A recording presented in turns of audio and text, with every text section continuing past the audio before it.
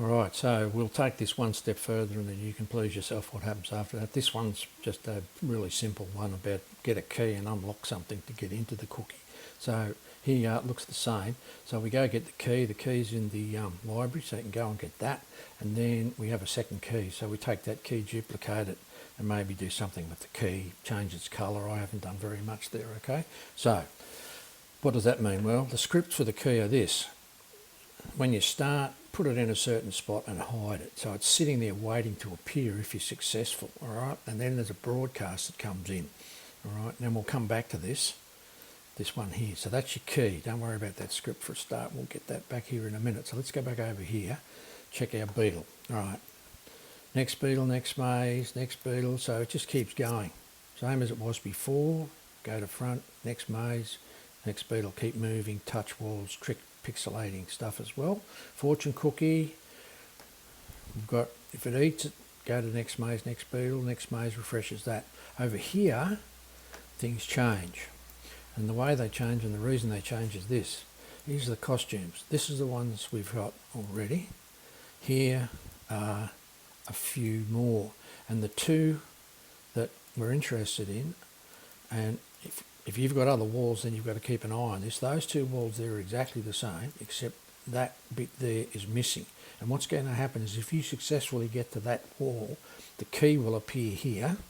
And when you touch the key, you could make it move. But at the moment, all you've got to do, the beetle's got to do is touch the key. And if it's successful, you then go back up there. It'll flick to that one and let the beetle get to the cookie. Okay, so that's why this script looks a bit different. This was the bit that was there to start with. This is the new bit. And what it's saying is this. When I get to the next maze, in other words, next set of walls, if the costume number is 5, then broadcast get key. So that's not get key, that's got key. So when it says broadcast get key, if you come back over here, what happens is this. Here it's hiding, here it's showing. And it's that same old repeat thing again. Just let it sit there. Okay, and it flicks through the two costumes here. So that's what it does. So we might turn those on in a minute just to see what they look like.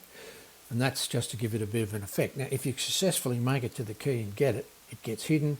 You then broadcast got key. And when you broadcast got key, it goes to the next costume. Okay, so we're sitting on costume 5, which is this one. We get the key, it flicks to that one. And then the old beetle can keep going. All right, so let's just check. First things first, we may look at the walls, I think, when we run this. So let's see what we've got. Hopefully we're going to make it to the end.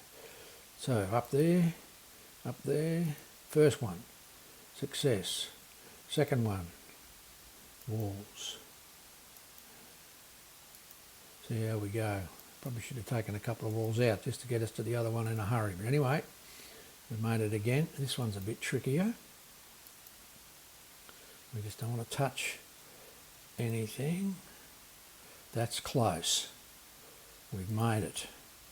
All right, next one. Now, we can't get to the cookie until we get the key. So what we do is we carefully go over here, down here. See the key flashing away there?